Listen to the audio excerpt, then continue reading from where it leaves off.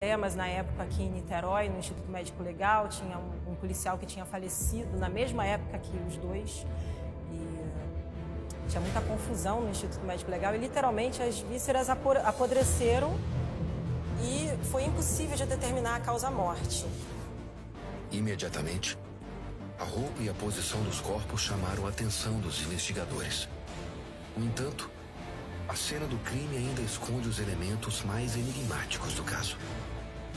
Mas o grande inusitado foi que eles estavam com umas máscaras feitas de chumbo, cobrindo os olhos dos dois.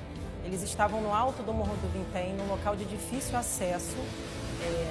Era um local muito difícil de chegar, inclusive a operação ela começou num dia e só terminou no dia a seguir, por conta da dificuldade de acesso ao local.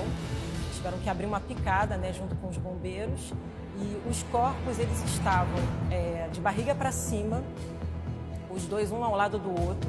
Ao lado dos corpos tinha máscaras de chumbo, então daí veio o nome, o título, que foi a manchete em todos os jornais, meu pai que puxou essa manchete, o mistério das máscaras de chumbo. E além disso, ao lado do corpo também tinha um bilhete muito enigmático, com ordens, ingerir cápsulas, colocar máscaras.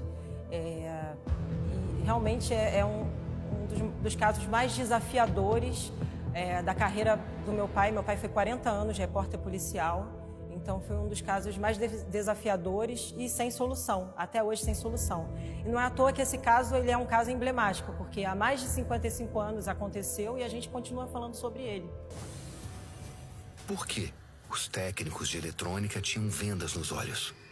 Será que eles viram algo em alguma das televisões que eles consertaram? Tanto os familiares quanto pessoas próximas de Miguel e Manuel comentaram que meses antes começaram a mudar um pouco de comportamento. Parecia que eles estavam planejando alguma coisa que poderia ter conexão com a morte deles aqui em Niterói. Há indícios de que as máscaras de chumbo que foram encontradas ao lado dos corpos foram confeccionadas pelos próprios. Quem os viu produzindo essas máscaras lhes perguntou: o que vocês estão fazendo? E eles falaram: nós estamos trabalhando para salvar o mundo da destruição total. Estavam Manuel e Miguel tentando evitar uma catástrofe? Receberam alguma informação perturbadora? E se sim, de quem?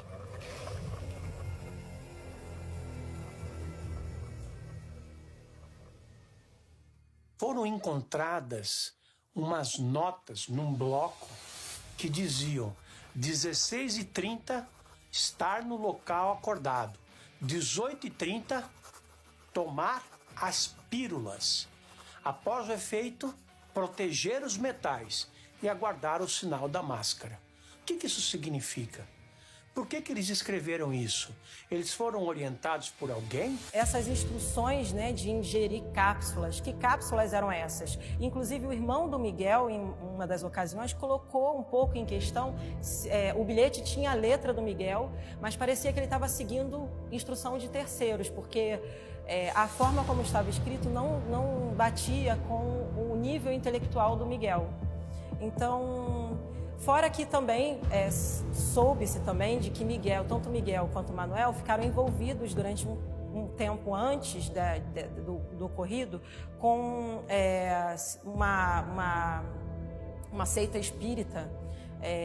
E também encontraram um livro na casa de um deles, falando também sobre contato extraterrenos. Então dá para ver que tem alguma coisa que não se encaixa.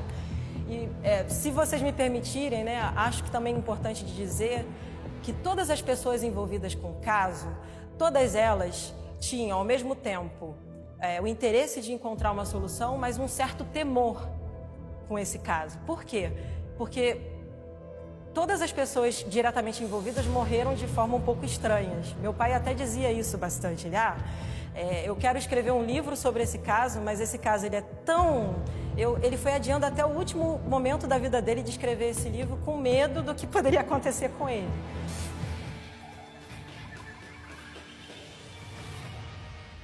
Quando fez a reconstituição do caso, tinha um espaço de tempo